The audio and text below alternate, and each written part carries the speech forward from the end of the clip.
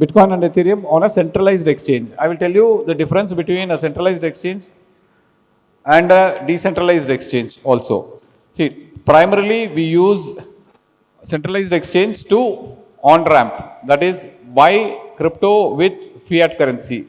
Fiat currency is the national currency of any country. Here it's rupee, American dollar. Sorry about the interruptions. So I think I'm losing the flow here actually. So you use centralized exchange like Binance to buy crypto using Indian rupees, or as is normally said in cryptocurrency language, fiat currency. Fiat currency is Indian rupee, American dollar, Japanese yen, British pound, could be any of those things. So the national currency of each country is called fiat currency basically. So we buy crypto using fiat currency, and then the first thing you need to do is move it either to a wallet like Pradeep Simon does. Oh, by the way, Pradeep Simon, I haven't introduced him correctly. He has been a friend, he's been a speaker, participant at Traders Carnival, and a speaker also, and most importantly, a friend, philosopher, and misguide. All three. Okay. So now, did I get the credentials right? Yes. Yeah. So basically, you move your crypto immediately from a centralized exchange onto either a decentralized exchange. You move to a non-custodial wallet. I mean, some of these terms might seem a little alien to you, but it's better that you write it down. I will, before the weekend is over, I'm going to give you a cheat sheet. The cheat sheet will contain most of the information about how you can get started, the links to something called MetaMask, which is something very important. All of us need, people interested in crypto need to get familiar with and understand MetaMask very, very closely. Or you can buy a wallet, a cold wallet, that is called cold storage, and store your crypto in a ledger. Pradeep will give you some details about it because he's already done it. He's storing his crypto assets in a ledger wallet. And I will share the link to a ledger wallet also in the cheat sheet. So the cheat sheet should be a master document for everything I'm going to cover today and what, sorry, Pradeep is going to cover today. Yeah.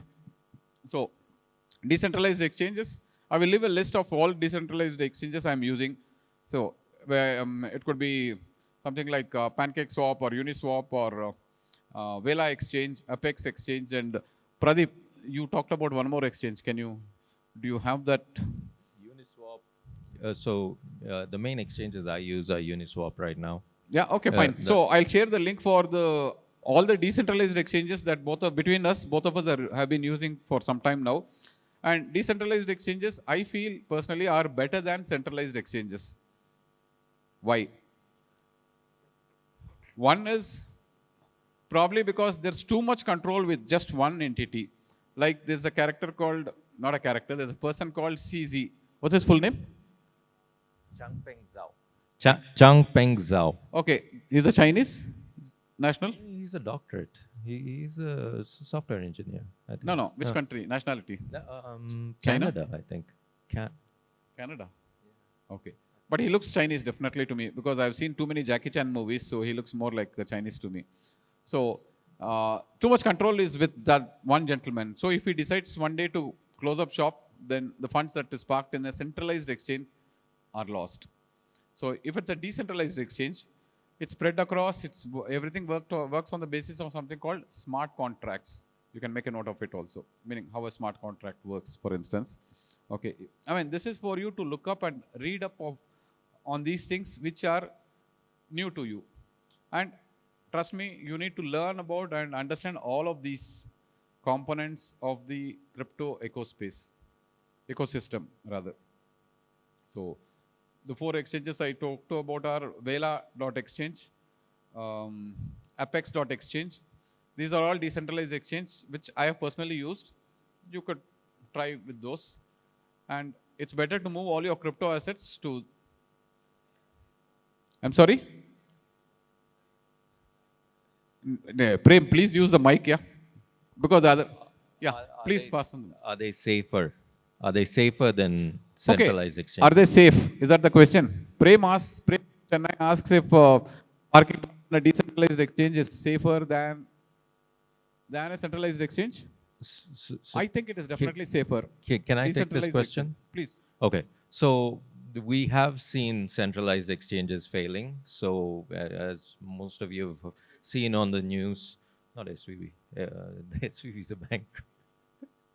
So FTX, there was a big scam. There was a big scandal which happened recently. That was Um, around 4 years before, correct? that was last year. This year. It was very recent, Very Prem. recently. Very Yeah. recent, actually. So A few months back. so that Okay. one FTX. took a lot of That things. is your SBF, Sam Bankman Fried. Freed. He's the one who So sunk the the bank. difference between a crypto exchange and what we have traditionally in India is that if you have stocks on a exchange locally and the exchange goes down, your stocks are still safe with NSDL or CSDL, whoever is custodying them. Yeah, the depository which is custodying the stock. Something like NSDL, for instance. But when it's a crypto exchange, it's a self-contained unit. The exchange and the depository are the same. So when that goes down, you lose your crypto. So the best thing is to take it. The advantage of crypto is you can self-custody. It can be there on your mobile. It can be there on your laptop, a hardware wallet, a software wallet. There's many different ways to self-custody. So you can bring it into your own custody, and that is what we recommend that everybody does. Do not keep more on an exchange than you're willing to lose. Another thing is like the difference between centralized and decentralized exchanges is that decentralized exchanges are software on the blockchain. It simply is a buy and sell feature, which is which is a software which is written into the blockchain. And once it's written into blockchain, it's immutable. It's never going to change. So, yeah. And there's something called contract getting renounced, which means even the developer or the owner of the contract will not have the rights to make any changes on the contract once it is renounced, which means letting go of control of the contract. Yeah. So for a properly, properly certified decentralized exchange, the risks are minimal. The risks are minimal. Yeah. So as long as you're choosing the right exchange, it is a software which is written into a blockchain. It's not going to change. So the likelihood of you losing, I'm not talking about, someone can't rug pull you directly, basically. Yeah. Okay, what Pradeep is basically saying is the contract is written. Once it is written, the ability to make changes does not lie with the writer of that contract anymore. Okay, that is one. And okay, how to get started? See, the thing is, I've talked about MetaMask. MetaMask, you can make a note of it because that's going to be, if you are going to be part of a crypto journey, MetaMask is going to be a big part of all your lives going forward for the many years to come. Because that's a big part of mine for at least for the last 3 years. All of my assets are stored in MetaMask. That is a browser-based Extension. wallet. Okay, browser, Chrome extension or a Brave extension based wallet, basically. Wallet which will hold all your coins. It will be there on the blockchain. It will be there on your, it is your wallet and you have the something called a passphrase. It will be either 16 keys, 12 or 24? 12 bar, okay, it's 12 bar 24. You'll have either a 12 key passphrase. Passphrase is your password. That's your private key. And that private key you should never ever share with anybody. Okay. Never. Can I add a few things? So your private phrase, which is your main thing, which is storing your crypto, always write it down physically. Never save it on any form of electronic media. Never take a photograph of it. Never put it on Notepad. Never print it out on an electronic printer, because I've heard of that hack as well. So no digital. So there you want to be completely analog. Save your passphrase 2 places and put it in a safe place where only you and your closest family know where to see it.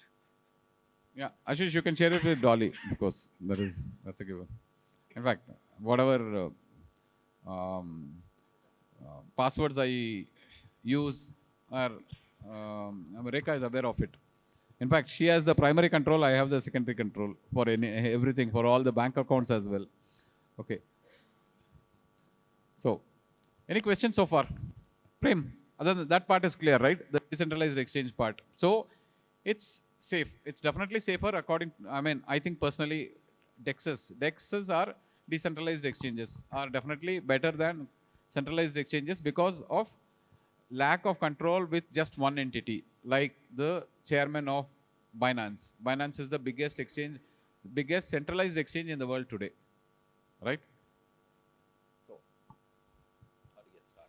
How to get started. So we We spoke about MetaMask.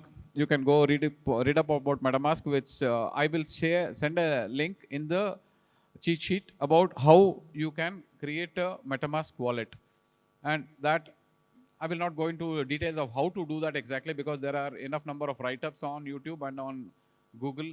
You can Google it easily. I will send the link to how to do that directly. So you go through the links and it's pretty easy. It will take about 10 minutes to 5 minutes.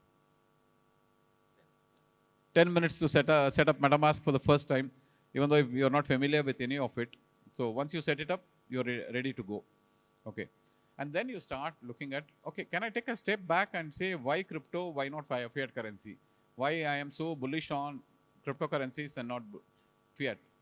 So I think, most of us are aware that the uh, purchasing power of the Indian rupee is coming down by at least 5% every year historically. Have you heard of it? 5% every year. yeah. So Can- the example I like to give to people is 20 years back when I bought my first car, it was 2.4 lakhs. Now, if I have to get the same car, it was a non-air conditioned Maruti car, which we drove to Goa and all over the place. And everybody has a sentiment of for the first car, right? So I have to get the same car now. It costs 5x more. So call it inflation, call it lack of purchasing power. DJ, you can still buy a 20-year-old non-AC Maruti 800 and it'll be 2.4 lakhs. Hey, Prem, please keep a mic there itself because Prem has a lot of questions. Yeah. No,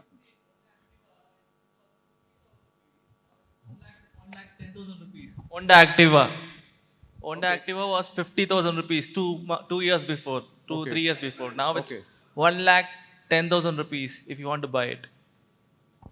You, Okay. So what you're saying, Prem, what you're saying is, the inflation has increased. The prices have been increased. no, what you're saying is, if you want a two-wheeler, you buy two Activa Innovas and then, or two bikes and then ride it like Ajay Devgan or something like that. Nothing. No, I was telling the same price, right? You're talking about cars. In fact, two-wheelers also double, tripled. Yeah. No, see what I'm saying. Okay, let me get to the point directly here. My only thought here is that inflation will eat us all, and our faith in the fiat currency need to be relooked at with a hard eye. What I am doing is moving most of my assets into non-fiat based products, like stocks, like gold, like real estate, or my favorite asset class, crypto. Yeah. So DJ, I just wanted to make another example. So, just out of curiosity, I'm just going to put the question to the floor. How many of your grandfathers um, traded stocks or crypto? I mean, this is probably the wrong place to ask it, but how many of your grandfathers did it? Stocks or crypto? Okay, one person, right? How many of your fathers did that? Yeah. Okay. And yeah, so I'm assuming everybody here trades, right? So, so the way that the inflation has, hit us over, it's not something that happens overnight, but it happens over, decades. And it used to be that a single, a single earner in a family could support the entire family. But then you had to look at money to create wealth. So you had to look at investing it properly. and you could only invest in stocks up to that point, and you could invest in real estate, gold and silver. Now we have a new asset class, which is crypto, and so far it has outperformed. Bitcoin has outperformed every other major asset class for the last 10 years. So this is a new asset class which has come in, and many people are still not ready, or they're not ready to take that risk. But this is again a hard asset like gold, silver, and real estate. This is something that hedges you against inflation. Yeah. Okay, this is a very good question. So the question was, what is the percentage in terms of portfolio size? So my first purchase, which I bought in, was at $200, which is the first exchange which opened in 2016. Bitcoin was $200.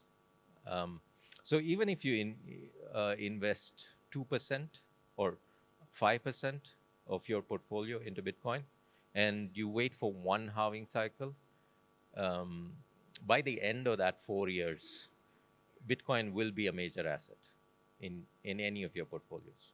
So you could just try invest 1%, see the growth over the next 4 years, and it's not even 4 years now, because we'll go to that. I go a little more non-conservative and tell people to invest at least 5% of their net worth into crypto-based assets. So we'll sort of slightly shift gears here. I will slightly move into the DeFi space. I will talk about what projects I've been doing for the last 3 years. And these are all things that Pradeep has warned me not to do, and I still set out to do. He was my first mentor in the crypto space, by the way, a few years back. So he's warned me against entering some projects, and I've entered all of them. Luckily, I don't know if luck had anything to do with it, or probably my due diligence aspects. I made about 2% a day on those projects for about 100 days. So all of us know that if you use the mathematical rule of 72, every compounded asset would double in value in 36 days if your daily interest rate is 2%. So on this note, there was a slight lighter moment, a joke kind of thing. The HDFC manager once asked me if I was interested in, he said, sir, the March ending period, so fixed deposit, are you interested in opening a fixed deposit? I was literally, when you called me onto stage, the HDFC manager called me. Actually called you, okay, Do fine. you want to put anything at the end of the For year? they call for fixed deposits because their targets are not yet reached or something like that. So they said, the guy asked me, do you want to open a fixed deposit, a new fixed deposit? I asked him, what's the interest rate you give? He said, you are a preferred customer, so we'll give you 1% more. I said, how much is that? He said, 7%. So I showed him my screen. I said, I'm making 2% per day. You match this, I'll move my entire portfolio to HDFC. So they can't see the traditional finance, which is what HDFC is, cannot match the DeFi space. DeFi is decentralized finance, which is what I'm going to show you what projects I am on. I'm on over 50 projects now. Okay. And it's yielding money in the sense, I'm using 5 methods for earning passive income from crypto-based assets. Mining, farming, staking, lending, borrowing. 5 things. You can write down those things if you want and see how I've done this several times over the last few years.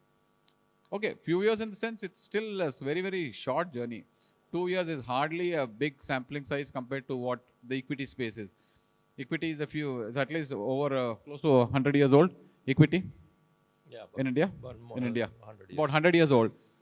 Bitcoin and Bitcoin was invented in 2009. So it's still a baby. Bitcoin and then all the other coins, there are over about 22,000 crypto assets. And it's difficult to keep track of all of those. I do about 10 hours of research every day on crypto projects, but I'm still not able to see where the iceberg actually is. So the field is that vast. So let me quickly show you How to choose the best how to crypto choose the best asset. crypto asset given the huge number of coins available. There's no doubt about that. Sorry? There's no doubt about that. About what? Which is the best crypto asset? Okay, so here basically crypto assets, You may want to write down this one. KASPA, CASPA. This project I invested into 8 months back. This has done 103x for me. So one thing you would realize immediately when you talk to Bank Nifty traders and to crypto people, they talk in percentages and crypto people talk in excess, which means the number of exponential growth that you have.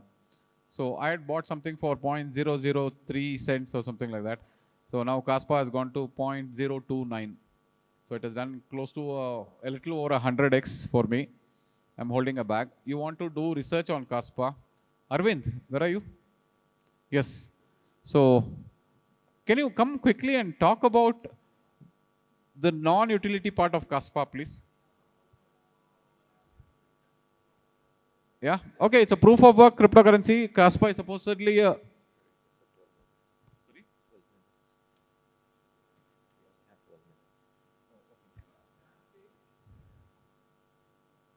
DAG proof of work concept. Proof of work cryptocurrency, layer 1 blockchain, which is supposedly Yeah. faster than Bitcoin. Yeah, it's a first. They are building first proof of work concept. Okay. By the way, everybody say hi to Arvind. He's been very quiet. Hello, all- hello. Hi. Both the days he's from Chennai, and he's a very interesting person of interest, as the US likes to call it. So you can do your research on Kaspa. I'm invested in it. I've got good returns, but I'm planning to hold it for at least 2 years. So you could probably look at that as well. And one day you can retire from being a dentist forever. Seriously. Okay. Okay. Yeah, I mean, I retired from being a chip design engineer forever. So, okay. So I'm going to give everybody a bit different perspective. So if you look at Bitcoin, we just about finished the bear market. There was a low. Do we have a chart of Bitcoin? Yeah, CBTC USD. DJ, yeah, can you give me a daily chart or a weekly chart? A weekly chart.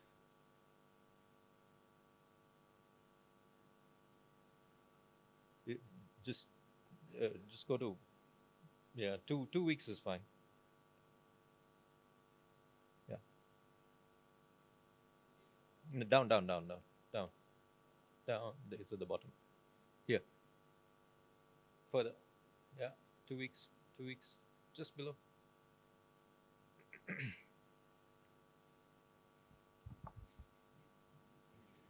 Yeah. Just go to the 2 weeks chart.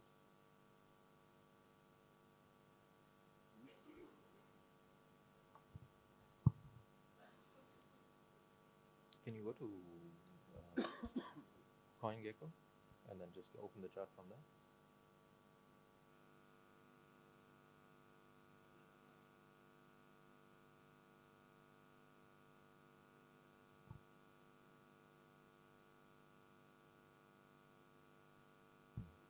Okay. Anyway, I'll just talk you through it. So 2020, we had COVID, and we had an aberration. So the price of Bitcoin crashed down to about 3,800. It was only there for about a few weeks to a month, and then it started rising again. So Bitcoin, you can equate it to a cyclical stock, but it moves. The volatility is a lot, as we all know.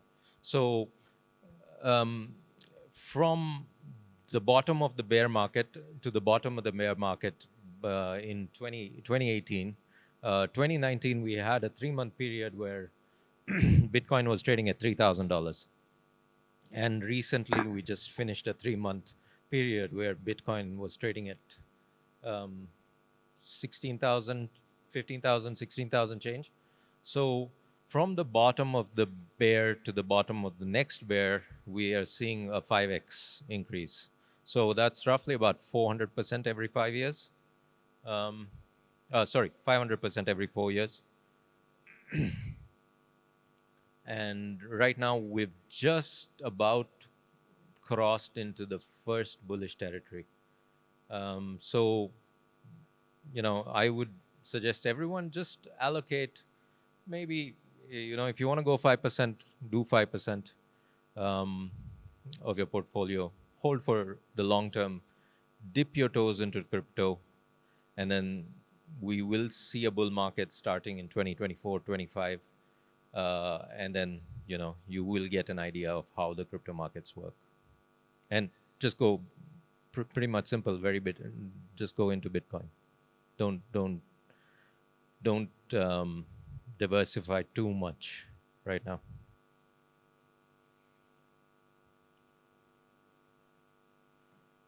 Yeah, it's connected, secured, reload.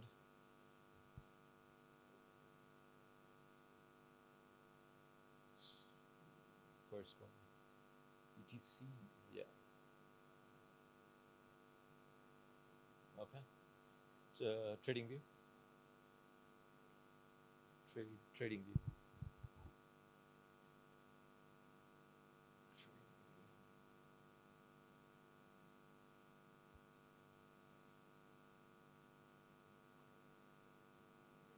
Now, take it out to weekly chart. We have time, no? Yeah. Okay. So we can submit a week's on this. Okay. So if you're worried about Bitcoin, zoom out. So this little thing over here, that is COVID. So that was the crash we had during COVID, and then we did that. And when we DJ, can we just go back to 2021 or 22? Yeah. Now, just one offside here. This site is something you want to make a note of. Probably the single most important asset for you to do your research. In crypto, you will hear this term DYOR. It stands for do your own research. How do you do your research? It all starts here with this site. Please save coingecko.com in all your bookmarks on Chrome, Brave, whatever browser you have. Coingecko.com. I mean, there are other sites as well, but my favorite is coingecko.com because it gives you the most relevant information that you're looking for. Could be in terms of market cap. Yeah. So again, let me just go back to the chart. And if we look at it, we've just ended the bear market and we're just breaking the previous high. Saksham. So this would be a good time to invest. I mean, we're just starting off. So buy on dips if you can. Yeah.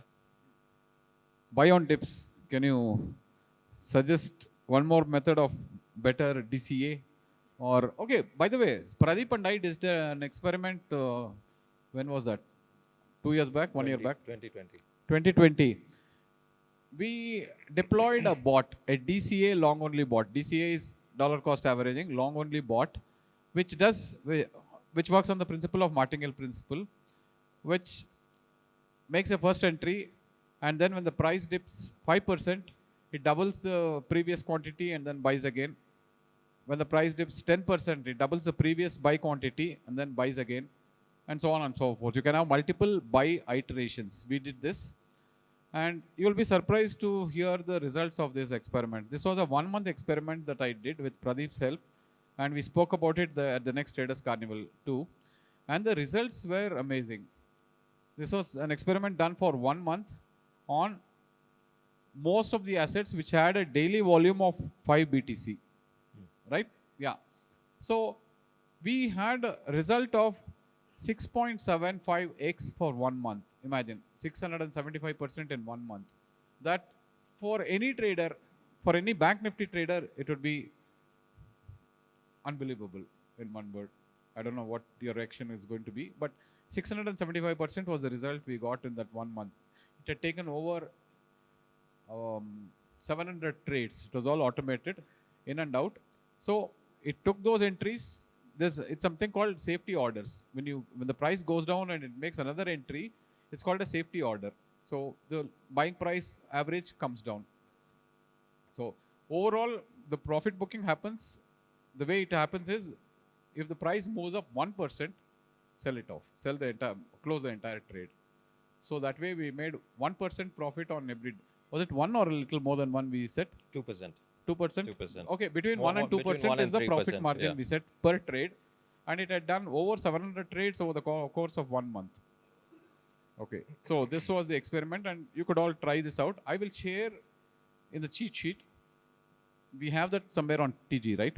I will share how you can set up this whole, your bot, how you can connect your centralized exchange API. You have an API from the exchange, you can connect it directly to a product called 3commas. 3commas.io is a Canadian company which runs an algo trading engine. Can anybody tell me the significance of this company 3commas? Pradeep, quite.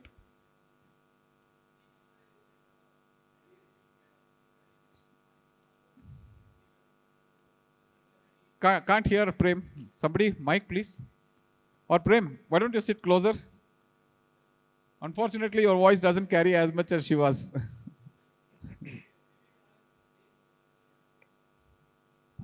Using 3commas, you can use 3commas for automatic trading with your trading view, where you can pass in your Yeah, yeah, that's true. In the sense, 3commas is basically, um, um, it's an algo trading engine which automates your trade, which takes an API from the exchange, connects it to your terminal, and lets you execute trades Correct.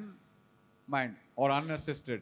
Okay, but the actual reason for 3commas basically is there are 3 commas in a billion. Okay. That's it. I didn't know this till somebody told me about this a little while back. So I'm going to put this also in the cheat sheet. The cheat sheet will have a lot of information, so I'll compile it peacefully over the weekend once we are done with the carnival. And I should hopefully be ready with this cheat sheet and send it to all of you by Monday probably. Yeah. So, and then we can keep a running dialogue, running conversation in terms of what else is needed, in terms of content, in terms of ideas, in terms of strategies, etc.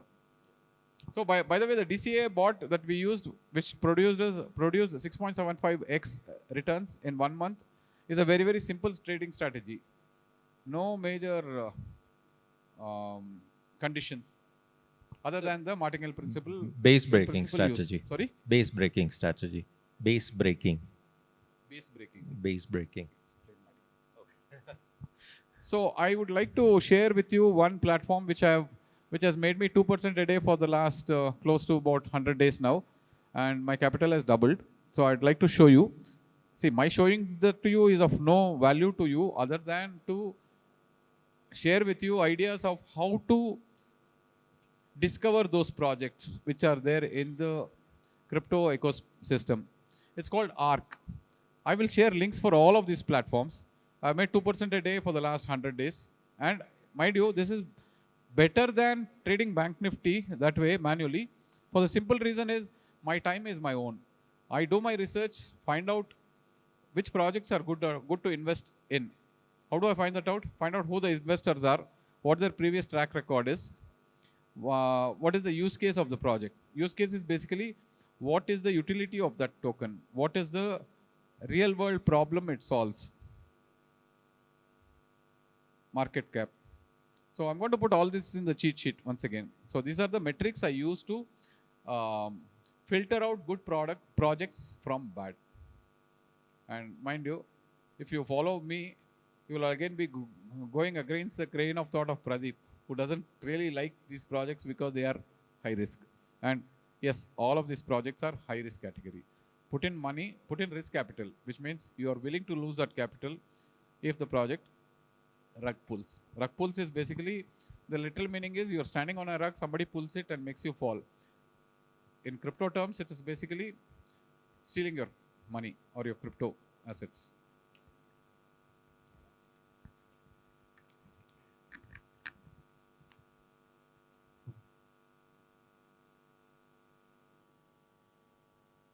So I was talking about a project that has done 2% for me in the last 90 days or so. This is one of them. It's called arc5.io. I mean, you don't need to write down the links, etc., because I'm going to share all the links with you. Okay. So I put in some capital. This is my balance, the payout, already paid out. I'll change it to dollars. So one ARC is equal to 5.72, I think. So my initial deposit was this, and payout is going to be around $9,748. And it's appreciated at the rate of 2% per day, and I constantly compound. Of course, in the process of compounding, I've also withdrawn part of my investment. So here in this case, I've withdrawn about $1,182. Okay. And Original deposit. 1279. So you could say I've nearly got 100% ROI back. I made ROI is what is said in the crypto space, return on investment. And if you want to know if this project runs for 1 year, see, sometimes, I run some fantasies in my mind about how much money would I actually make if this project lasts for 1 year. So I'll quickly show you the calculation. Again, this is of absolutely no use. This is just a fantasy call for me. Okay. So this is a site which lets you compound every day and tell you what your realization is going to be at the end of whatever time frame. So my capital is 3249. So let me put 3249. And interest rate is 2% daily. Let me say 300 days. I hope this happens.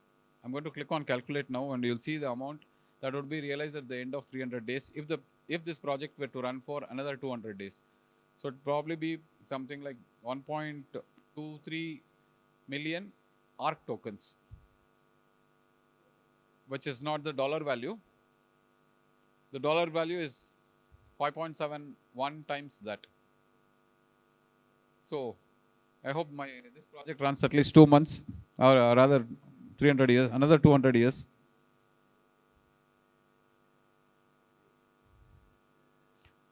Okay, I'll show you another project of mine which is not doing so well. This one. I'll put all the links to the projects that have worked for me and are currently working for me. I'm not going to put the projects that have either failed or not performing well. I mean, it's going to add no value to you, but I will add my experience about why, in hindsight, I should not have invested in those projects. That is going to be good learning for most of you, I think. So this is one of my better projects that has been working.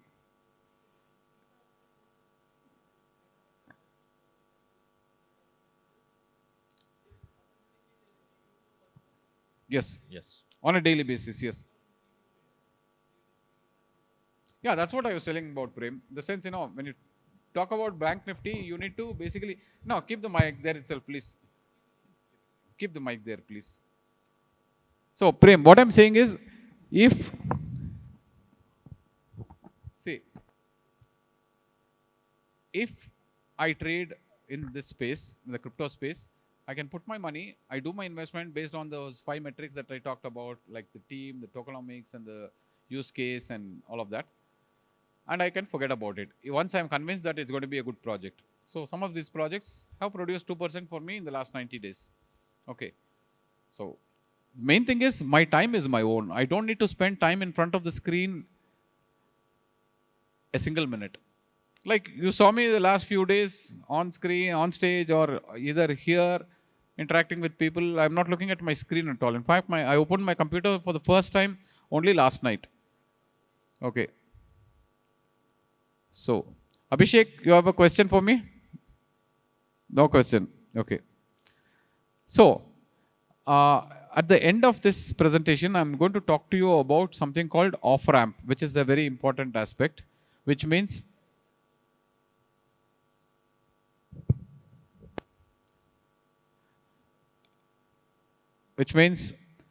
how do you buy real world assets with your crypto? I'm going to talk about it. That is the off-ramp process. See, right now, the thing is, yeah, somebody has a question there. You were going to talk about how you discover these projects. Say again? You were going to talk about how you discover these projects. Yes. Yeah? Okay. Okay, so one is of course, use CoinGecko, find out what all projects are there. I am part of plenty of Telegram groups, okay, TGs, which basically talk about what new projects are coming up. I'm going to share a link to all those Telegram channels. So you discover some new projects that are coming up in the space, what their tokenomics are, what their use case is. You find out all those details from other Telegram groups or from the native Telegram group of the same thing. Plus, in a little while now, I'm also going to talk about free money, actual free money. Meaning, we all have heard of the term. There's no such thing called a free lunch. I'm going to tell you here today, there is something called a free lunch. And I'm going to tell you how I get my free lunch and how all of you can also get your free lunch. So the last free lunch I got was sometime last week. I got it to the tune of $3,000. And Pradeep got more probably. Little more. You go. He's very modest. He's not going to say the amount. Okay. He's not like me. I'm the sales guy here. So you can also get. So I was just calculating this. So if you caught every free airdrop in 2022, you caught all of them at the minimum amount, you made $277,000. See, $250,000, a little over $250,000 you would have made if, according to Pradeep, if you had entered into all of those airdrops. Now, I'm going to also talk about, or I'm going to write in the cheat sheet about airdrops, how you can discover your own airdrops. Okay, and you could also make that kind of money for free.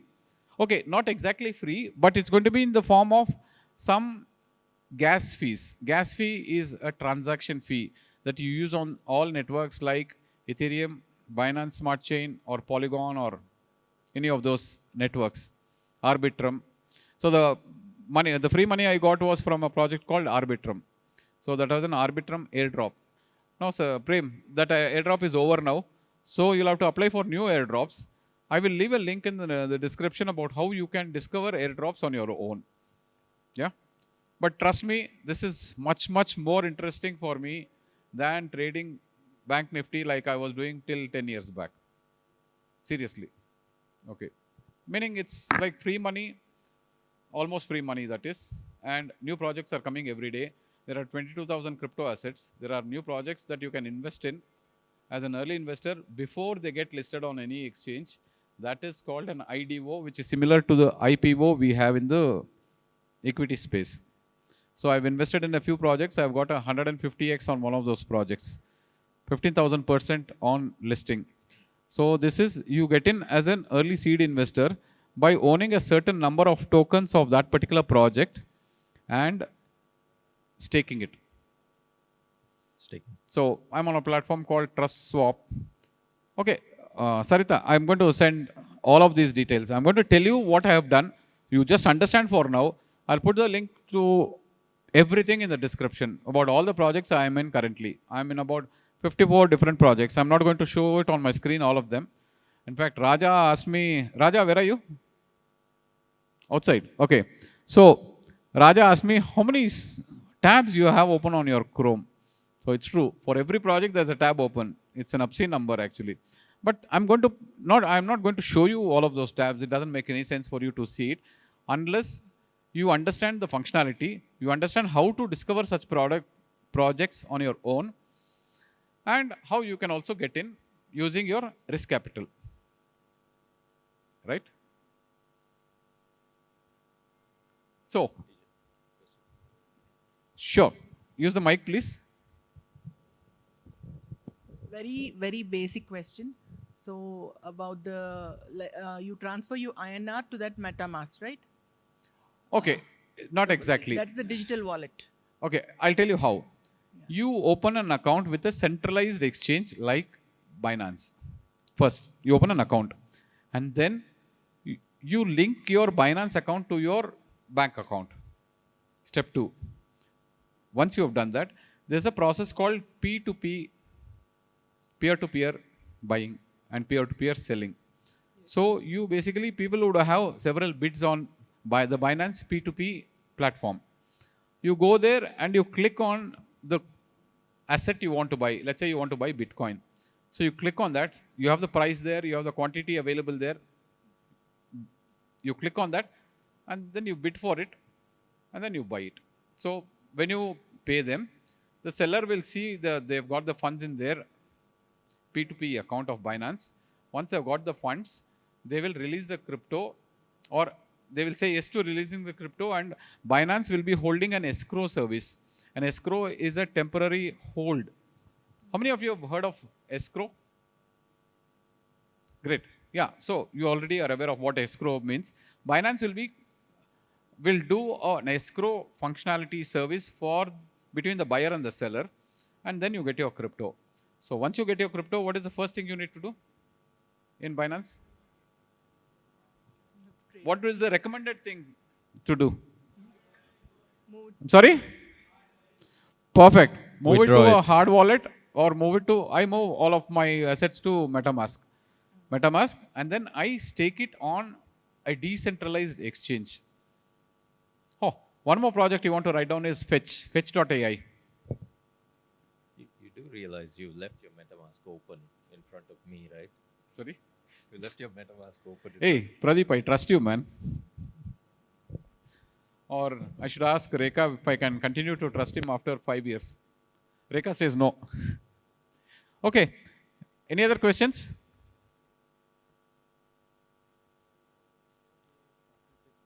Sorry? Fetch.ai is partnered with Bosch. I feel personally Bosch will perform better in coming days. So there's better potential for fetch.ai, for Bosch.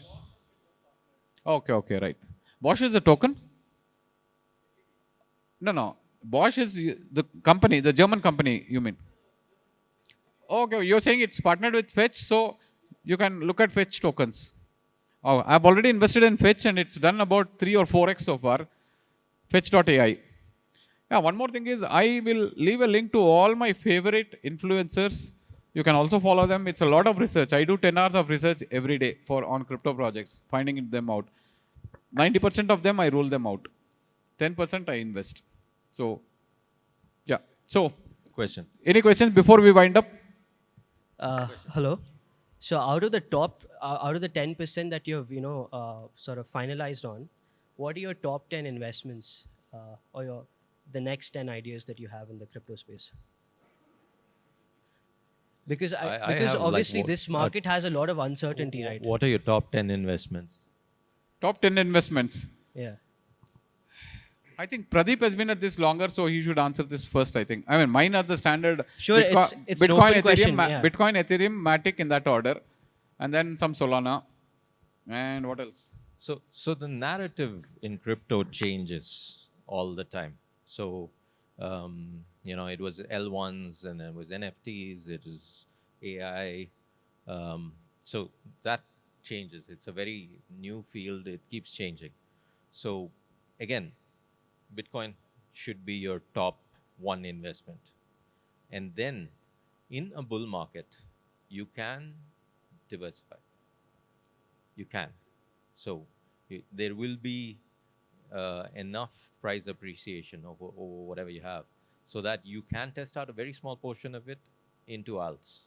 So right now, there's a lot of airdrops happening. There's a lot of, L1s which are competing with with L1s and L2s which are competing.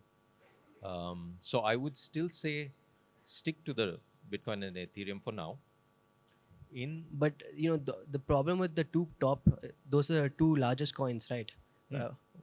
So they have already gone up so much from 200 to 27K It's where they're gone- right now. i- And there- as there you is- said, those were the best performers for the last decade, right? Yeah. So for the next decade, So there are so many more cryptocurrencies coming up with more advancements in terms of the way they function, right? So they're obviously different, and at the same time there's so much uncertainty, right? So you cannot make the same sort of returns you made in the last decade and expect to make it in Bitcoin. So then if you're going to take a risk of say 1 to 5% of your portfolio investing into an already risky asset class that is probably one of the most volatile, you can agree, right? It's a very volatile asset class. So what would you recommend as, okay, So if you're going that- to take that risk, that's where me and him differ. So Yeah. I would say stick only to Bitcoin, because that is um, everything else is a company which has a CEO. Bitcoin is a commodity, is considered a commodity by the SEC. And as long as governments keep printing money, there is no upper price target. So as long as governments are, you know, inflating their money supply, there is no price target. It keeps going up.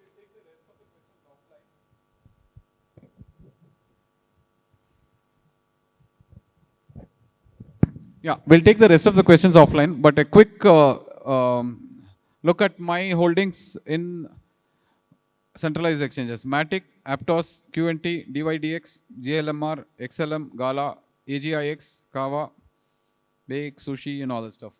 I can see, again, I can put a list, add this to the list. It's going to be of no use because, these are time sensitive. So you need to discover projects on your own. I will give you the tools to find out projects on your own. That is better use for you. Yeah. So we'll take the rest of the questions offline and we'll wind up now. So one last question. Can we have Preeti here, please? Preeti Tibari, are you here? Excuse me, sir. So thanks, Pradeep, for making it, man. Always friend, philosopher, and misguide. Pradeep loves fishing, by the way. I mean, he loves fishing for compliments also, but he also loves fishing actually. So Go on. we'll hopefully have a nice fishing session after this. Hello, sir. Where are you going? So one last question.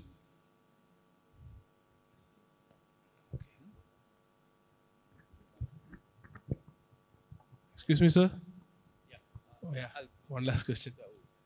I think we're out of time, but I'll Yeah. come to you for No problem. the Thank question. Or can we take this?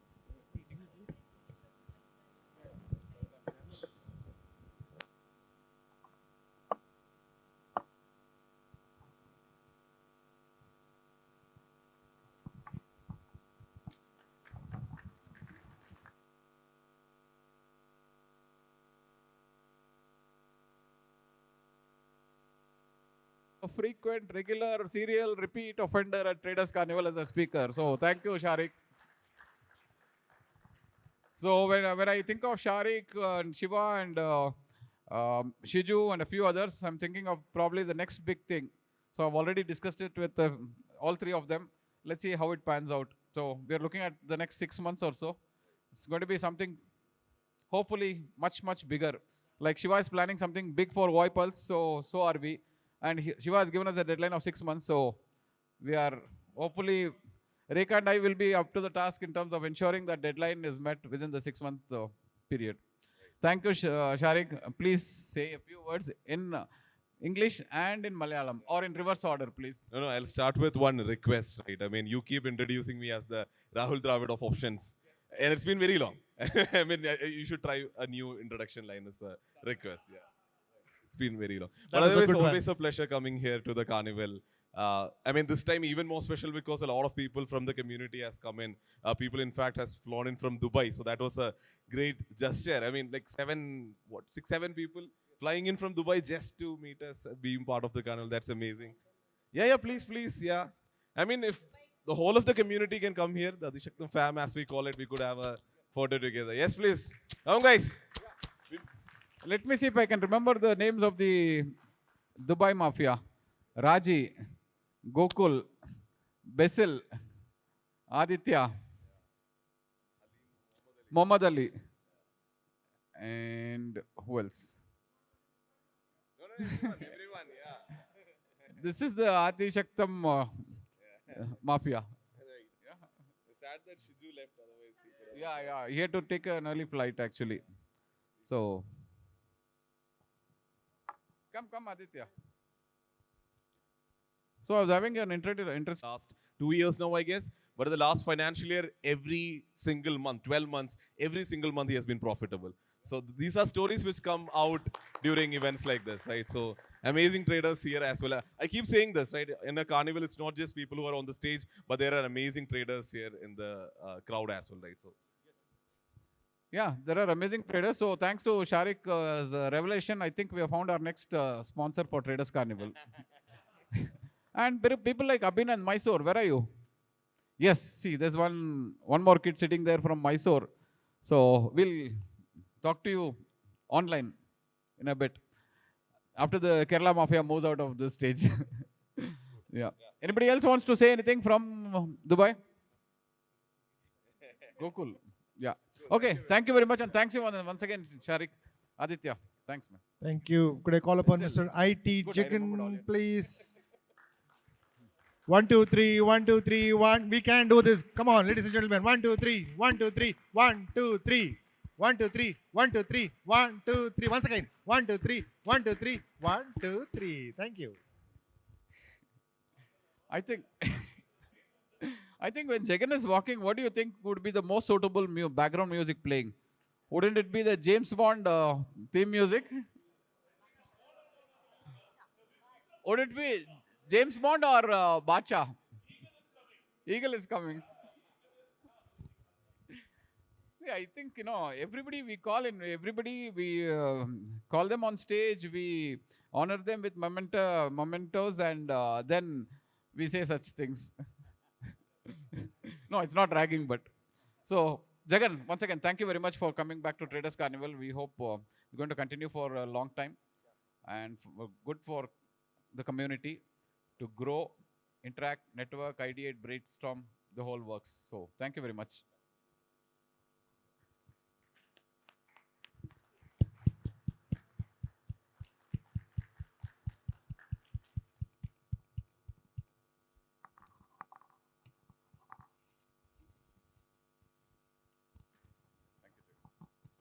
Thank you. So, what to say about Traders Carnival? So, when I came to market, right? So, uh, I was watching the Traders Carnival video on YouTube. So, it was a dream to attend the Traders Carnival once upon a time. Okay, in 2014-15. Then I had been the speaker for at least 4 times in a Traders Carnival. It's a really proud moment. So, that's what I would like to say. And the first Traders Carnival video, it really went viral. So, that was what to see. Yeah, 12 lakhs view. Yeah, that's really good. Yeah, thanks for the support. Yeah. Thanks, Jagan. All right, could I call upon Mr. Asim Juneja, please? Chappale Vandige Swagata. Let's do that. 1, 2, 3. 1, 2, 3. 1, 2, 3. 1, 2, 3. 1, 2, 3. 1, 2, 3. Come on, ladies and gentlemen. We have a big session waiting for us a little later. Come on. So there's an interesting story to my meeting same for the first time, because for the first time ever all my life was the first time I heard a Punjabi use the word intricacies. So he will share the rest of the story. This was at a party where I think I was getting fully sloshed, but I still got the fact that he used the word intricacies, and that was something I have not heard any other Punjabi use. I remember the story. I remember that story.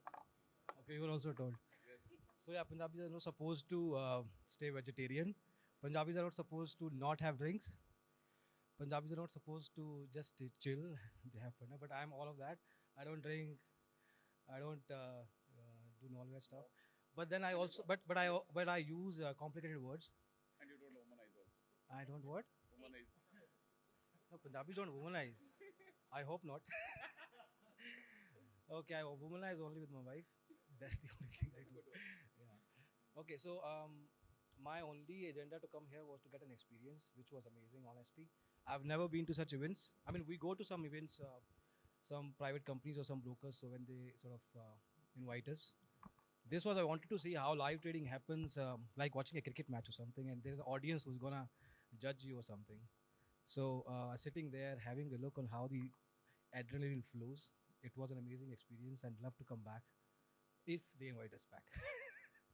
Okay, because he used the word adrenaline, I'm going to invite him back once again. I've never heard a Punjabi use the word adrenaline either. Okay, you used it in the last within the last 60 seconds. Yeah, and I liked one word Abhishek used yesterday, dopamine hit. I can't say. Okay, that is in private company. Yeah, please accept. Please accept this on our behalf as appreciation from us.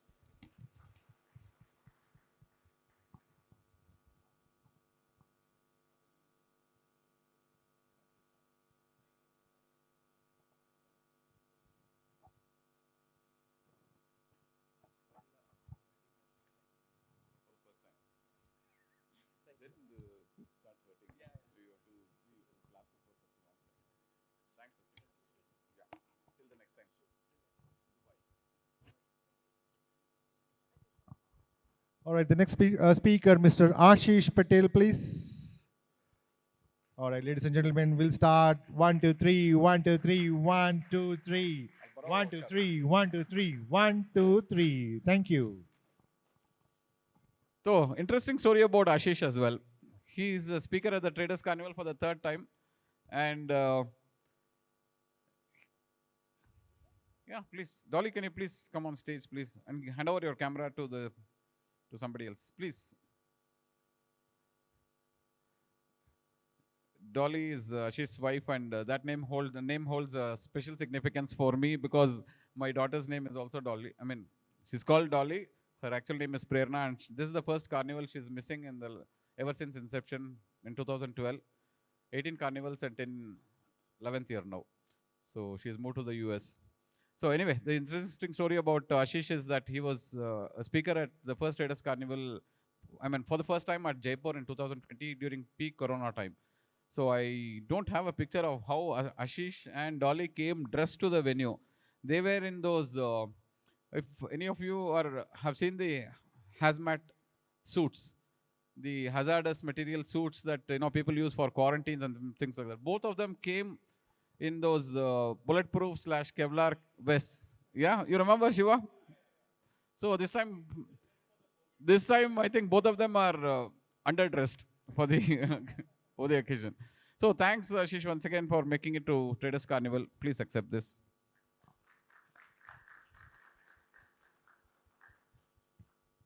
And a few words to the audience. I have been in this market for more than 15 years now. And even after reading all those technical analysis books, I still learn a lot whenever I come to Traders Carnival. And more important thing is make a lot of friends, a lot of like-minded friends. And that adds to the network you have. That is good. That is really good. Thank you. Thank you. Thank you. The next speaker, Mr. Abhishek Kar, please on stage, ladies and gentlemen. 1, 2, 3, 1, 2, 3, 1, 2, 3. Come on. 1, 2, 3, 1, 2, 3, 1, 2, 3. 1, 2, 3, 1, 2, 3, 1, 2, 3. Thank you.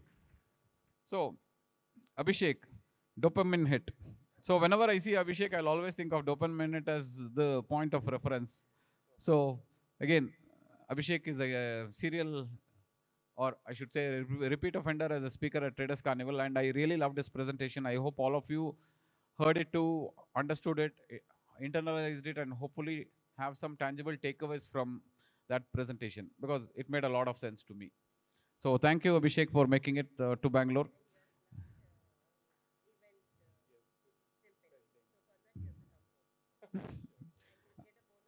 Masala dosa as bonus. She makes very good masala dosa, by the way. Yeah. A few words. So events like these actually help you to, more than just the events, help you to network with like-minded people. And you would see a lot of diversity. Energy of Siva is unmatched. Likewise, analysis of a lot of people like Ashish ji and everything is unmatched. So I think you guys should participate in further such kind of events, not just to learn, but also to network with like-minded people, because trading is an isolated job. So these are the only places where you get an opportunity to meet a lot of people. So wonderful event, and hoping to see you guys again very soon. Thank you. Rightly said. Thank you. Could I call upon Mr. Puneet Singh, please, on stage?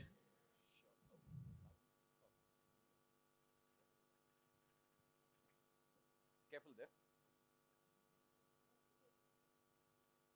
Mr. Vijay Thakur, please, on stage. Mr. Vijay.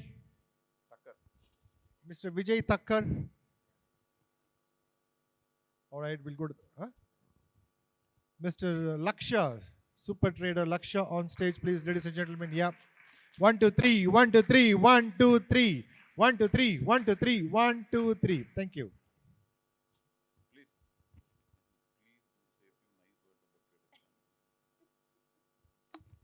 First of all, thank you everyone who came here, because since you know that only 10% people make money in market, 90% people are still thinking to come here. So you are lucky and you have made the right decision. There are many people who couldn't come out of their houses, who couldn't check their balances. They had enough balance, but still they couldn't make decision.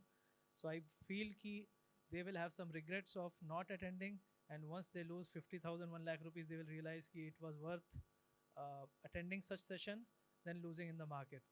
So always focus on learning, and DJ has given me opportunity to speak. This is the third time, and I'm very fortunate to talk and meet people. I come here uh, not to tell what I'm doing, but I'm here to understand what others are doing so that I can do something to help them. And this is a great platform. Everybody should attend every year, every time it happens, because if you don't invest in your learning, you are going to lose much more money than you spend on learning. So thank you, DJ. Thank you, Rekha ji. Thank you for hospitality and inviting me here. Thank you. Thank you, Laksha. Thanks for making it it's a hat trick, right, this time? Yeah.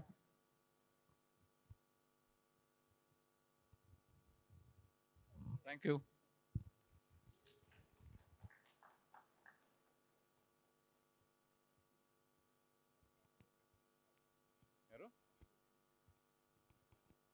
Okay.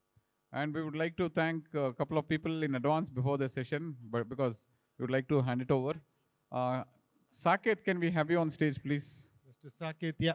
Saket is the grand old man of Hands option together. selling. 1, 2, 3. 1, 2, 3. 1, 2, 3.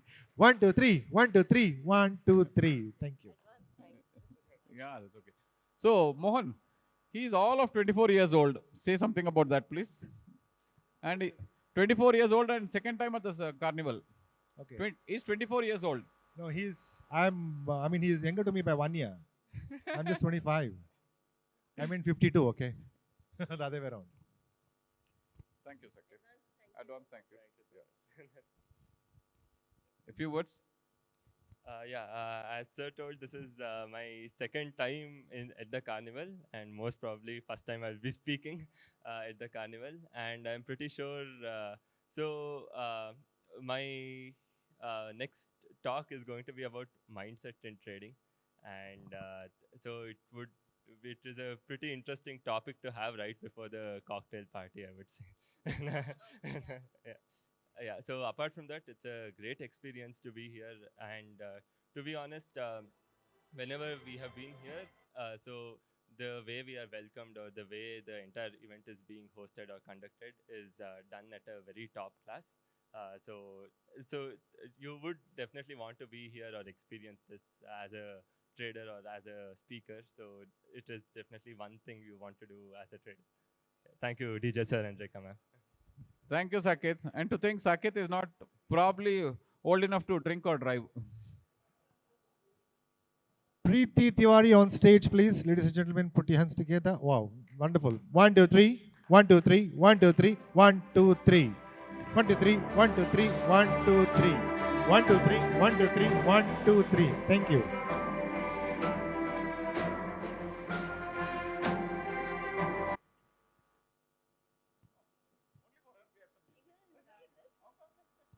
This is bias. The other speakers would object, actually. A few words. First of all, I would like to thank DJ and Rekha for maybe touch basing me for this. And most importantly, Sid sir is not here. He has been my mentor. I have been his fan, but then from that changing moment from being a fan to mentor has turned things a lot. And the lovely people, I think I have not addressed anyone yet. I'm yet to deliver. So I hope you guys will enjoy. And I would also love to participate. This has been my first carnivals. As a, like I haven't even attended that, but maybe as a speaker, I would deliver something to you guys. That's it. Thank you. Thank you. Thank you.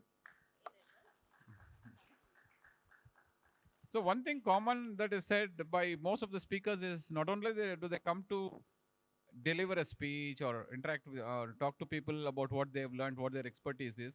Most of the speakers have said that I also learned something at the carnival from other people. Could be other speakers, Shiva and Abhishek, and lastly, even Lakshya said that a little while back. So what Preeti also said. So we are happy to be a platform or a go-to ecosystem where people interact qualitatively better. So this has been our goal from 2012, October 26th when we started. So thank you, Preeti.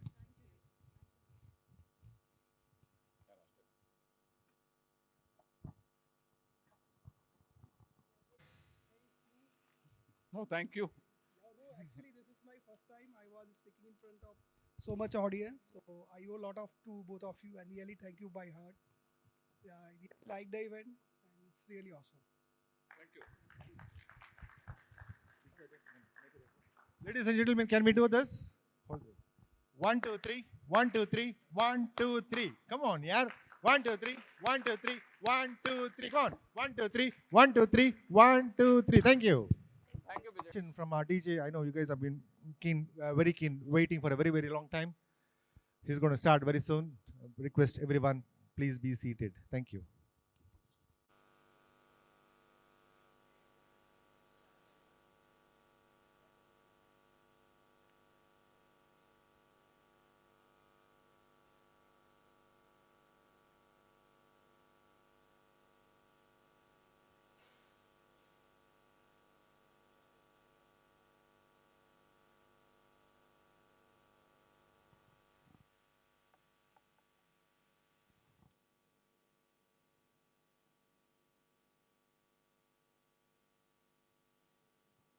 Hello, hi. Hi, everyone. Am I audible to all? All right. So before we start, we will have a small icebreaker so that we can all be bit more energetic because I think all are drizzy so that we can just have a small activity. I'll just ask you to raise your hands. Once I ask you to raise the left hand, you'll have to raise the right one. And once I ask you to raise your left hand, like vice versa. So let's do it this way. So left, left, right, right, left, right, left. Yeah. Oh, no, yeah. So you have to. All right, okay. So I think since I'm already late, I would not take a lot of time. And before I start, just a small disclaimer that this is my first time. I may make mistake. I would request you all to consider those mistakes. And another disclaimer would be specifically for Abhishek ji. He has been known as the god of VWAP. And if there's anything that I'm making mistakes here, I would love that if you would correct them right away also would be great.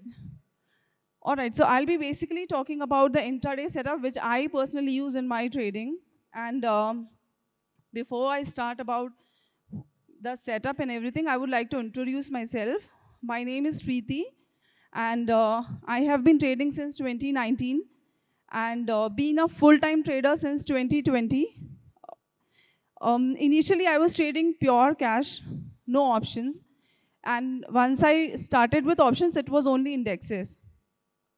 Now here comes the catch. When I started with indexes, at that time margin and the leverage was very much easy to go with. And I made huge losses on a day when Reliance AGM was there and parallel to it, there was like weekly expiry. So on the same day, I lost almost 13% of my overall capital. So it was a huge one. So then I decided to stay away from options for a little bit more of a time. And I started checking what basically could suit me better. I thought of going back to cash again, which I thought would not be a great idea since I'm a person who is raised as in, not as a rebel, I would say, but I'm a fighter.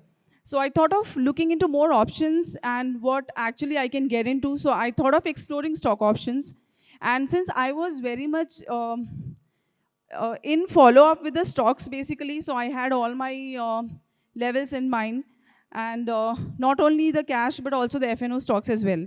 So I started exploring the FNO stocks with a mindset wherein I can explore my options ideas, as well as how I can actually trade with any of the setup which I could make. And yes, recovery is something that everybody wants to get into.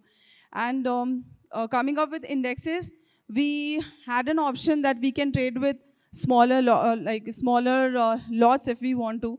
But then with stock options, you are stick with the number of units that they have. So initially, I made the same mistake that people do. I tried doing the same thing which I did with Bank Nifty and the Nifty, that I tried making those revenge trades. I tried starting trading with the more number of lots. And later on, I realized that if I really want to come back strong, I have to cut on my position sizing, number one. Number two, I have to stick to my setup. And that's how I started. First thing as my risk management, and second, most importantly, is I started going intraday. So when I talk about intraday, the first thing which I tried notice is I need to play momentum. And that's why I made this as my strength. Number one is I completely get into momentum trading. My trades usually long for maybe 15 minutes, 30 minutes, not like for the entire day. I hate consolidations. For consolidation, I try to play positionals, which I do very rarely, or then into cash. So let's start up with, we'll start up, these will be covered in the session, that what is a VWAP and VWAP band. I trade with a Twizzler top and Twizzler bottom, matched up with RSI. And how do I catch momentum? And there are some liquidity issues with stock options that you have to be very, very specific about. I'll be talking about that as well. Then while catching the momentum, you have to be very, very strict with making sure that you are picking up the market trend along with the sector trend. And I'll show the strategy and how it works. And we'll be collaborating moving averages for your targets. Like for intraday, you have to be very specific that what target you need to book, what would be your exit strategy. So for that, we will be collaborating moving averages. And then I'll make you more confident on how can you trade and trust your setups. So should I explain VWAP, Abhishek ji? I should not. I'll give a brief. So VWAP is basically same weighted average price, which is commonly used in intraday trading. And since it's a simplest form of indicators, it is made with traded price and volumes. The best part with VWAP is that it is dynamic in nature, and when you are trading intraday, you don't need to find anything which is constant, either the price or the volume or the movement in your script, whatever you're trading. So hence, this particular VWAP adjusts the flows for the intraday setup that we are using. I would like to, because since it's the most used indicator, we will talk about the myth is, I was just speaking to Abhishek ji for the same thing, that in VWAP, most of the people think that VWAP is actually like a magnet. The moment it falls, the price falls below the VWAP, we basically need to short that script, or if it is above the VWAP, we have to long that. So we'll be breaking that myth for the day because that's just opposite to what my setup does. So we will talk about VWAP bands. So normally when you place VWAP on TradingView, it's just the VWAP which is actually shown. But what my setup does is you actually has to activate the VWAP bands along with VWAP that we will show.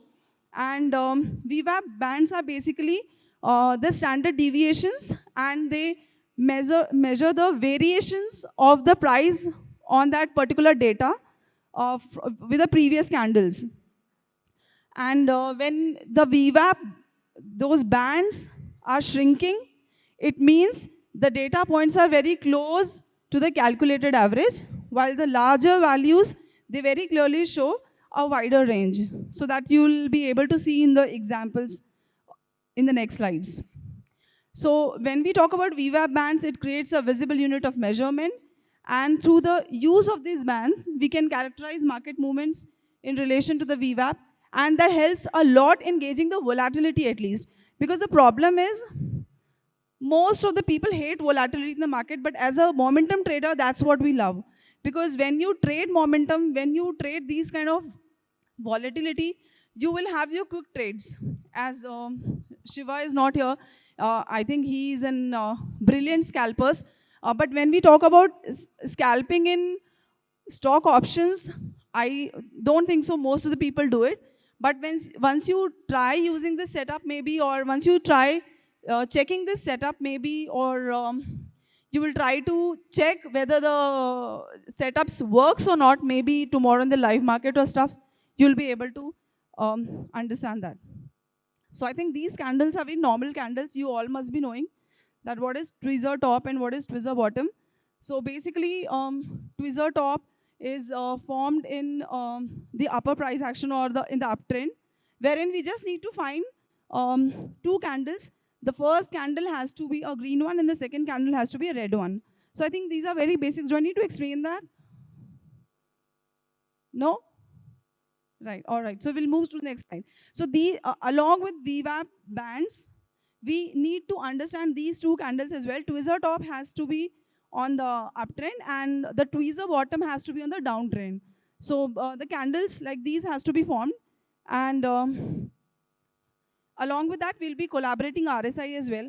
So as we know, like for my setup, we between 60 to 80 of RSI, we will look for the bearish reversals, and between the RSI of 20 to 40 or maybe below 40, we'll be looking for any kind of bullish trend reversals. Yeah, that's what I was talking about.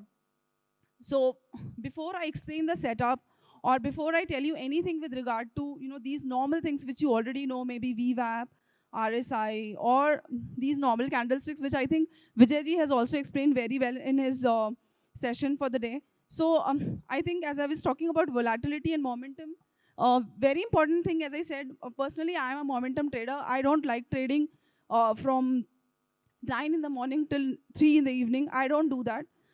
So personally, I want a trade which has the momentum as well as liquidity. So here are some scripts. I'm not asking you to avoid them, but I personally don't trade these scripts a lot because they have the liquidity issues with them. These are the names already shown. Now, the highly liquid stock, as you already know, that you'll be easily available to buy and sell. And if it carries a good volume, as compared to the last day and the first hour of the day, that would be the best trade maybe if you want to go with the momentum. And if you want to judge the momentum and the liquidity, this is the way you can judge that. However, being a momentum trader, sometimes because of the wrong judgment or maybe because of just scalping, we enter in the wrong trades as well, which I think you can always avoid, because once the trade or once the trend has already changed for the day, and you not being a kind of trader wherein you would like to wait for a longer period of time, as I don't do, I would always avoid such scripts. And when trading volume is higher, the liquidity itself is flowing, and the buying and selling of the small quantities of the stocks will always be there, because other traders are in market and they will wait for the fulfilling of the other side of your orders. Now, as I said that you need to know the market trends as well. Let's take an example. If I'm trying to trade bullish on any stock, XYZ stock, let's take an example, I'm trying to trade with ACC or Ultratech Siemens. So I would always look into the other aspects as well, the market trend as well. I would not immediately go, even if my setup is ready, but Nifty is giving me a clear breakdown, I would not jump into any kind of trade wherein it is very much opposite to the current market trend. So if Nifty is sinking below maybe 16,800 levels, which is the current support, and Ultratech is making higher high, I would not do that. I'll refrain myself because I don't want to just take a risk because my setup is telling me to do. Because setups can go wrong. You can always stay safe with being in sync to the market trend at least. So it helps you to this, like you can use whatever you can use. I personally use trend lines and the basic support and resistance for finding the market trends. And for checking the stocks, I always try to check the sectors. So whatever trade I'm taking, first of all, the first thing which I do in the morning is I try to track the sectors for the day. It could be IT, it could be metals, it could be maybe FMCG, or it could be any stock which has the clear momentum in that particular sector. And from there, I would like to pick up the trends, like either it is an uptrend or a downtrend. So for this, you need to confirm the trend of the market, the advanced or declining. So first and very important thing is to check the trend of the market, and second is this, like the trend of the sector. So from that particular filter, I try to find that which of the sectors are in sync to the current market trend. So let's take an example. We find that Nifty is bearish for the day. I'll check that what is dragging Nifty. Maybe Nifty IT. If Nifty IT is dragging the particular market, I'll try to check that which are the biggest losers or which are the stocks which are forming my pattern, wherein I can try to short them and I can find an opportunity as per my setup to enter into a trade. Now that's the strategy. First is like I think I've covered half of it, that we will screen the trending sectors. We will select the stocks via screener. I have few screeners, I'll share it with you. And then my time frame is 15 minutes. We will plot the VWAP with bands. We will place few supports and resistance which is not automatically being drawn, that you have to draw on the smaller time frames like 4 hours, 1 hour and 15 minutes. Very simple. You have to plot 21 and 50 EMA, that is only for trailing your stop losses. You have to identify the candles. You have to check the RSI. Your targets would be these, the VWAP, EMA, and EMA would be 21 and 50. The SL would be breaching the high and low of an entry candle. This is just the setup. I'll show you how that works so that you'll be easy and it will be easy for you. So how it works, let's go for a buy signal. So in my first chart, if you could find, the first thing that we need to do is we need to actually place the VWAP with the bands. So the middle one is the VWAP and the white one is the lower band and the upside green one is the upper band. What I need to find is, the first thing is that I need to check that my RSI has to be below 40 or maybe between 20 to 40. That's the first thing that I need to check. And the stock can be in downtrend because RSI is already oversold. Now I need to find that is there any kind of tweezer bottom is getting formed so that I can enter that particular trade. So in this trade, if you could see that there is a clear price forming of the tweezer bottom and the lower band, below the lower band, and the RSI is trading below 40. And that's how my setup works. We'll show some examples on the recent charts as well so that it becomes more clear to you. So I will enter my trade in the second candle, not in the first one. So being an experienced person, I sometimes enter in the first candle itself, because when the price is below the lower band and you find an opportunity with the RSI which is below 40, these setups work well. And the best part is your stop losses are very less. The moment of your entry, if your next candle breaches the entry of the candle, that comes as your stop loss. And the next is vice versa. So the sell signal is same. You have to find a tweezer top above the upper band of the VWAP. So that green line, that's a upper band of VWAP. And the immediately at 11 a.m. around, the RSI was above 60. So many times you'll find RSI above 70 and 80. So you'll find that HAL is trading currently as 82 RSI in 15-minute chart. Maybe if you can plot that, and if you can see in the coming day, you can get a short opportunity if it forms any same scenario there. So this is the tweezer top, which is above the upper band. RSI is above 60, and which is around 70 only. And then that's how the setup comes in the picture. Now coming to the trailing of the stop losses. So as I said, that you have to basically check your 21 and 50 EMA. So this is the red and the blue line. The red and the blue line which you are able to see. The red line is 21 EMA and the blue line is 50 EMA. The first target of yours would be whichever EMA comes first, or if the VWAP comes in. So in the first chart, wherein we are getting a buy signal, if you enter in the second candlestick, which is starting maybe at 11 a.m., once you immediately enter that, your first target would be the upper band. That would be a target 1. And you will immediately trail your stop loss just below it, which is your trailing stop loss if you wish to. You can immediately place at the cost, or if you don't want to do that, you can just place it at 50 EMA. Once you place your trailing stop loss and you move upside, you could see that there's another build-up which is getting formed, and you will get good number of points there. So almost from 700, we entered around 738, and the price went till 746 in the first chart.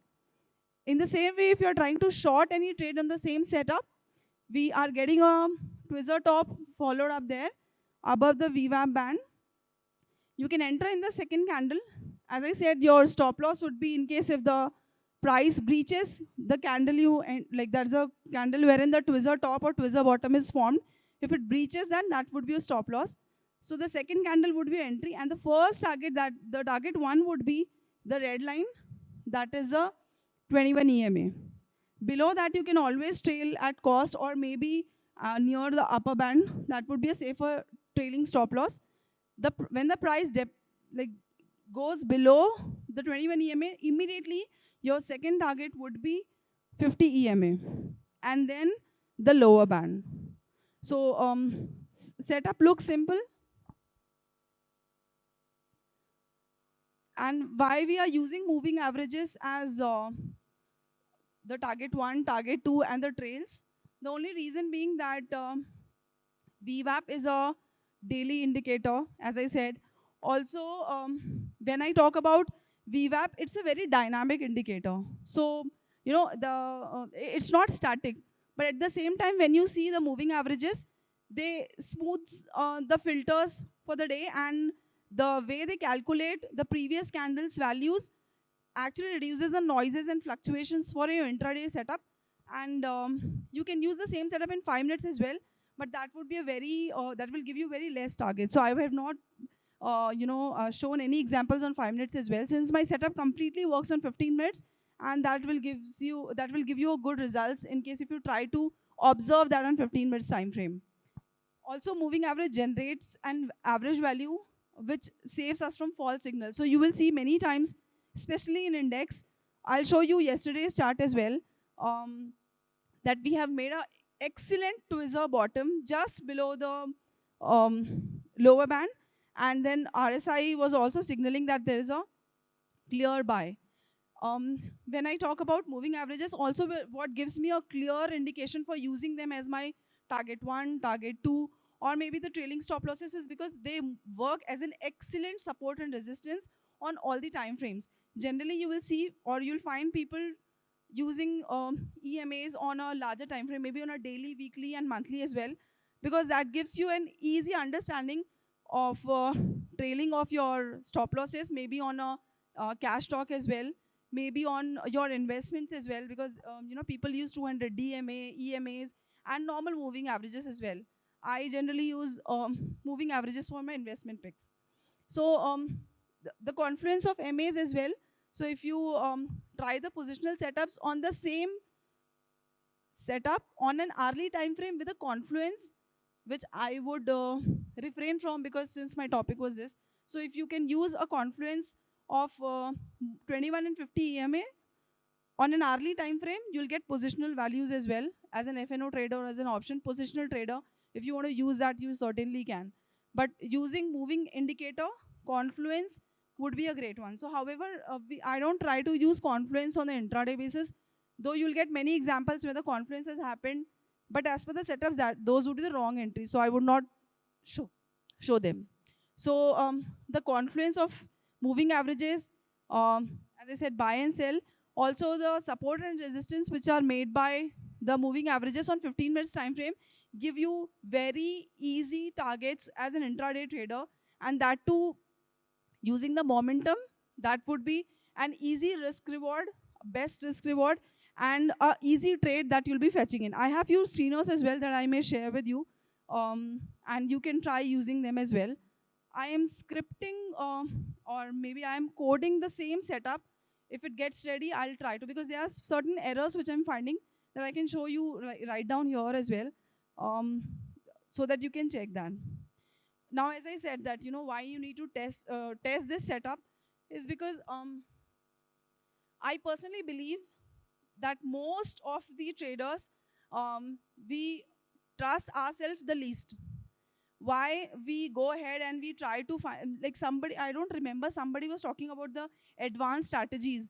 The reason being people trying to find out the advanced strategies is because they just want to be very curious about what they are actually what they actually have is something that they can maybe top up more with.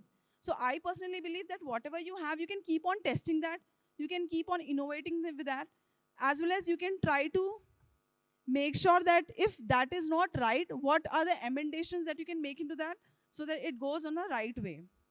Also, all it takes maybe one or two stop losses or maybe one or two targets to get confident on whatever setups do you have. Initially, this setup had some errors, which I actually fixed up. Maybe I did not know how to trail. I did not know, what are the places wherein I should avoid buying. I'll show you one example that's a recent setup in Hull, maybe day before yesterday, which was actually giving me a very clear short signal. But then these are the mistakes which I've done earlier, because I thought that one or two stop losses and then I'm gone. But then always innovating your own setup, making sure that you keep on practicing your own setups gives you a very distinctive confidence in yourself. Also, as we say, that practice makes a man and a woman both perfect. So you keep on just trying and testing with whatever setups do you have. And the most important thing, I think, all of you out here who are present in the room will agree that maybe as a doctor, as a lawyer, as an architect, or as a nurse, maybe you are not allowed to fail. One wrong decision being a doctor, one wrong decision being an architect and making a wrong building, or one wrong move being a nurse, injecting a wrong medicine can take it all. But being a trader, the best part is you can always have those mistakes in your journal. You can always experience those lessons, and that's all. That's it. You are not costing anyone anything. It's just that you have to make sure that you're learning something out of it. So I think people have to accept where they go wrong. People have to excel in whatever they are going wrong. And the best part is you can go wrong continuously. And nobody is judging you, because I think trading is a very, very lonely job. But then at the same time, being lonely can also make you more perfect because nobody is judging you. And what we are more fearful about, that's what he was talking, that, being on social media, people judge you too much. Being on the social platform gives you a lot of pressure. But herein, you don't have any pressure. You don't have any kind of, people coming in and just banging your head that, why you did wrong. But you just have to self-motivate yourself, and you have to self-judge yourself. You have to make sure that where are you going wrong, where the setup is going wrong, that's it. So how do you trust your setup is, the only thing that you can do is you can just practice it, and there will be endless repetitions which will be needed here, and that's it. The trust will be key. I'll show you some examples wherein I go wrong. I still go wrong. It's not like that I don't go wrong now. I go wrong, but then I make sure that whenever I try to enter a trade, I check two things. First is, as I said, the sector is trending or not. The market is allowing me to go ahead with that particular trend or not. And the third thing is the supports and resistance, which is being drawn by you. It is not being drawn by anybody else. So when you have those key factors with you, that is your edge in this particular setup. So if you have any of your favorite stocks, or if I just give you my own stocks which I wanted to present, then it will be all okay. I'll just show it to you.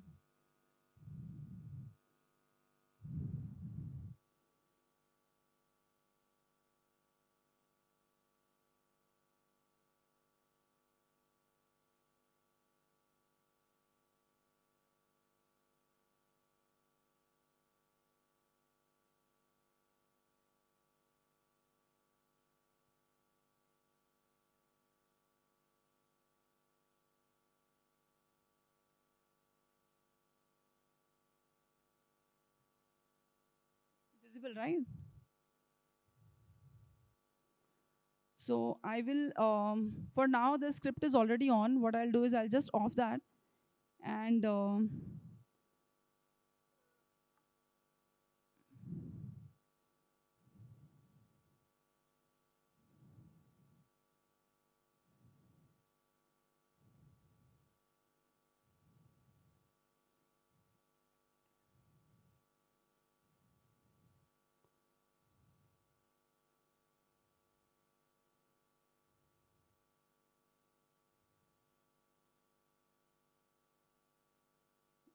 so that marked rectangle, that was my setup for shorting Bandhan Bank.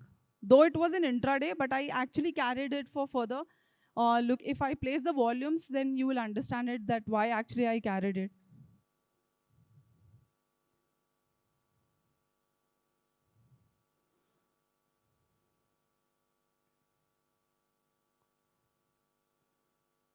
So this is our tweezer top above the VWAP band, the upper band. And if you could see that herein,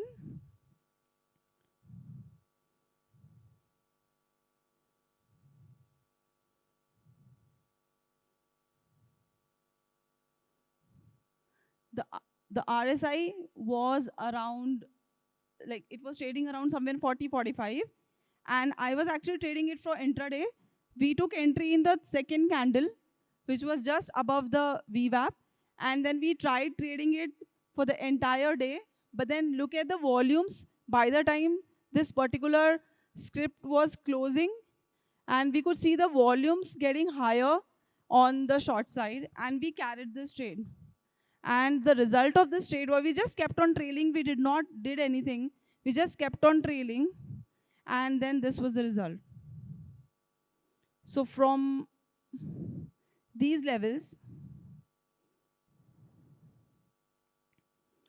so from almost 214, I exited somewhere around here at 190. It went till 182, but I exited somewhere around here. So when you try trading any setup which you feel maybe on a higher time frame, you will find that these setups work positionally well, which I personally don't try to do due to the market conditions. आज 100 point का gap down है, कल 200 point का gap up है. I don't try doing stunts because I have learned hard lessons from markets, and I don't wish to give back to markets anymore. So very easy setup. And when you try finding such setups on an higher time frame, make sure that you sink in the indexes as well. Let's take an example. If you find any trade with respect to IT, maybe there are some IT stocks which are trading at the oversold zone. If you find any upside momentum coming in IT index, you can try placing these setups, try learning them, and that will help you. If you have any particular stocks, if you would like me to show here, I can just put the chart, and I can help you with the short and long trades maybe, and wherein how when we can enter that may be shown directly here instead of just giving a trade which I have taken, because it looks very nice on the chart post market.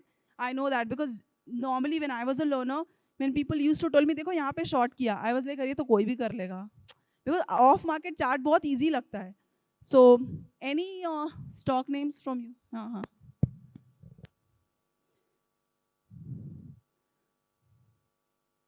Adani Ports and Enterprise, okay. So multiple supports.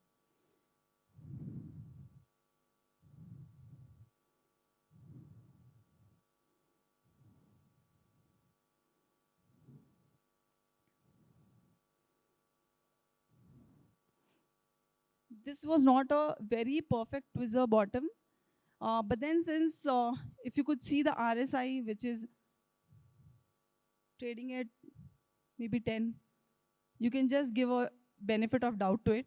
But then I try not trading these setups. I don't. The reason being, these are the failed setups sometimes. And these scripts, Adani Enterprises, Adani Ports, you know how it actually works. 10% gap up next day and 10% gap down the another day. So these kind of setups I'd refrain. However, I can show you a good shot here that is immediately once it tried trading upside, but then again it will be the rule. But looking at the volumes, if you try to trade them, you can certainly do that. But again, as I said, I would not do that. Rather, I'll show you Adani ports with 15 minutes on a different setup or like on a different date. Just a second.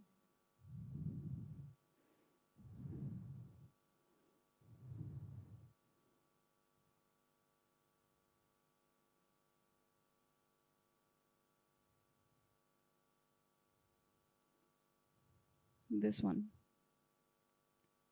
Above upper band. And if I can check the RSI, maybe it would not allow here, maybe around here, maybe near, like somewhere near this. If I can check, it is the RSI is around 40 here, and making a twizzler top here. I will always enter maybe in the second candle. So if I enter here, the first target would be the VWAP line. Second target would be 21 EMA. Third target would be my 50 EMA. And the moment I find any fluctuation in RSI, I may move. Or I'll always keep a TSL out there. So if you check, like even if you catch this positionally, the problem is that your stop loss will be out, you'll be out of the stop loss. And then again, it will be a short setup. But as per my strategy, there is no setup formed there on the top of it. So I would never enter again into that. So we can check the previous charts as well in case if we get something there. Yeah, this one.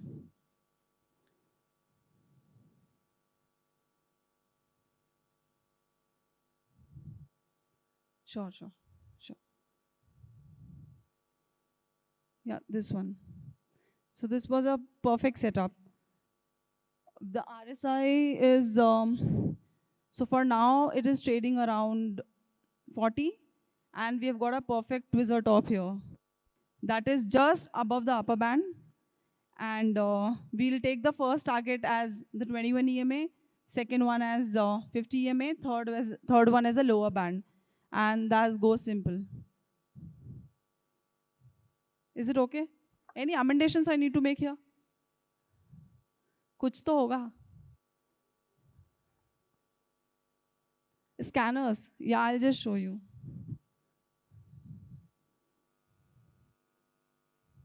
Yeah. Just the scanner one. So this is my scanner, which I use in a twizzler top. For now, it will be showing that, last 15 minutes ka. But when you check it in live markets, that will work.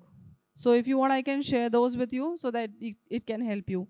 I have a script as well, getting coded. Once it's done, I'll let you know. You can follow me on Twitter. I'm not on YouTube. I'm not on Instagram. People call me as PZ, and I am commonly known as Discreet Preeti. That's it, guys. Thank you.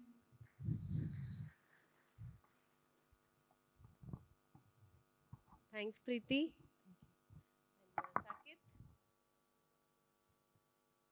Sakit?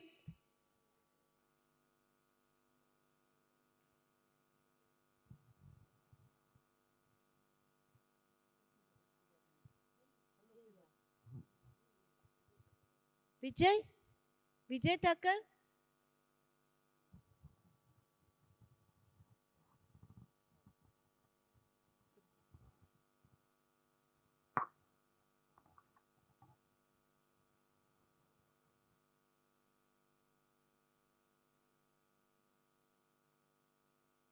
The back?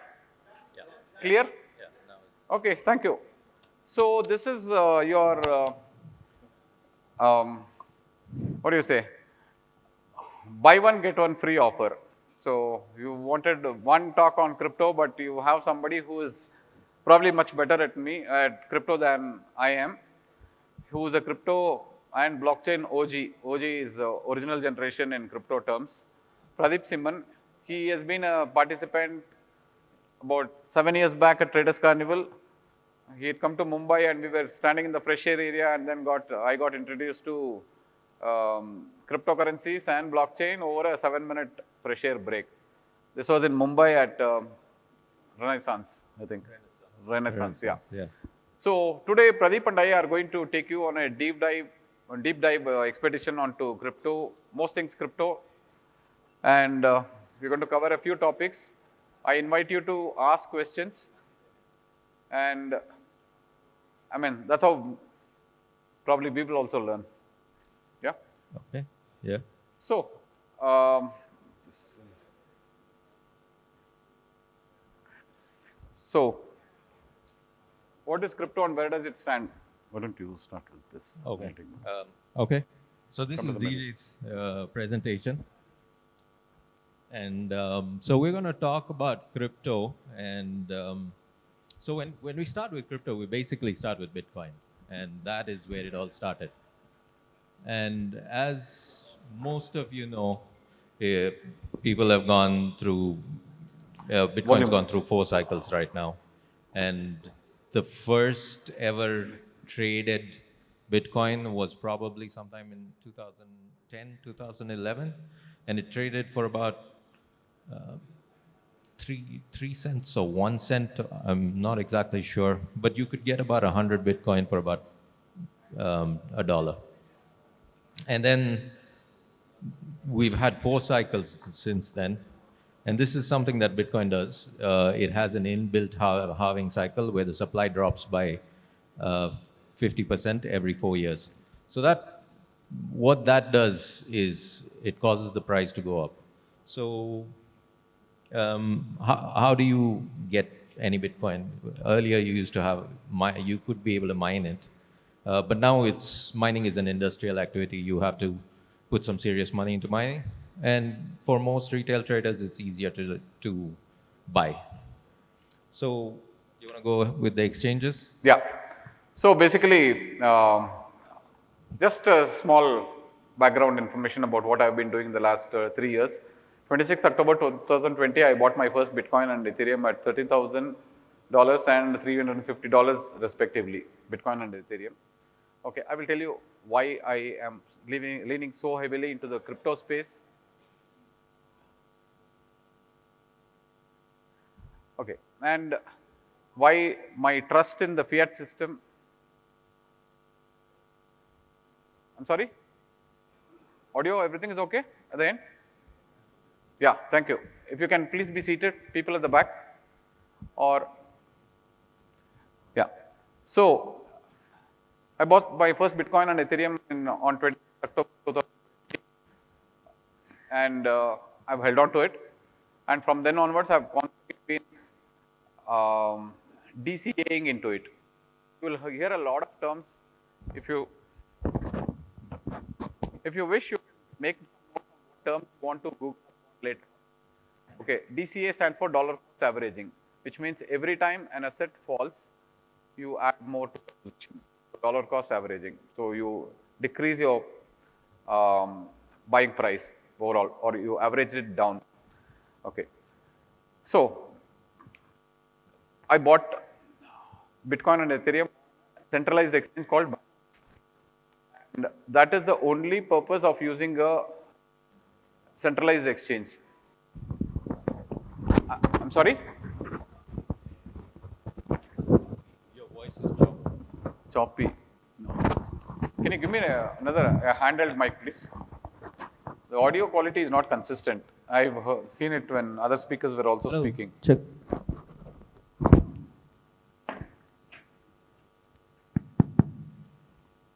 1, 2, 3. Hello. Yeah. Quality of these mics are a little poor. Yeah. Am I audible now?